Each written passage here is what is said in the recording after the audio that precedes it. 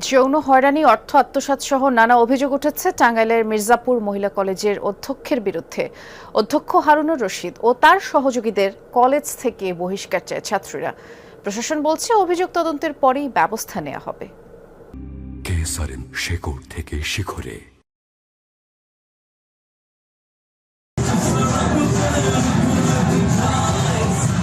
কলেজের যে কোনো অনুষ্ঠান মানেই যেন অধ্যক্ষের উন্মাদনা, হোক সেটা শিক্ষার্থীদের রিহার্সাল স্থল কিংবা অনুষ্ঠানের মূল মঞ্চ।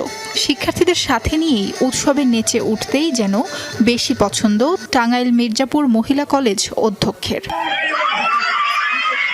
গেল কয়েকদিন ধরেই আন্দোলন করছেন মহিলা কলেজের শিক্ষার্থীরা। তাদের এই আন্দোলন অধ্যক্ষের বিরুদ্ধে, বিচারের আশায় ক্যাম্পাসে সুষ্ঠু পরিবেশের জন্য। শিক্ষার্থীদের অভিযোগ, দীর্ঘদিন ধরেই ছাত্রীদের যৌন হয়রানি সহ অনৈতিক প্রস্তাব দিয়ে আসছেন তাদের অধ্যক্ষ।